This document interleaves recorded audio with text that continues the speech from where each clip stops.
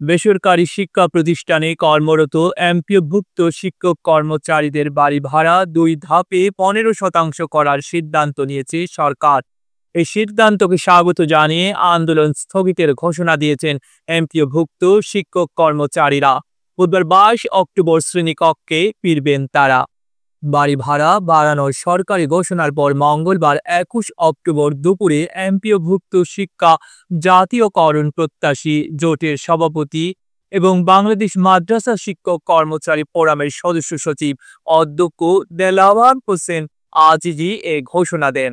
এর আগে মঙ্গলবার সকালে অর্থ মন্ত্রণালয় বাড়ি ভাড়া বাড়ানোর সিদ্ধান্তের কথা জানিয়ে শিক্ষা মন্ত্রণালয়কে চিঠি দেয়। এরপর বাড়ি ভাড়া বাড়ানোর আদেশের কপি আন্দোলনকারী শিক্ষক নেতাদের হাতে তুলে দেন শিক্ষা উপদেষ্টা CR আবরার। বাড়ি ভাড়া বাড়ানো সহ 3 দফা দাবিতে গত 12 অক্টোবর থেকে টানা আন্দোলন করে আসছিলেন এমপিওভুক্ত শিক্ষক কর্মচারীরা।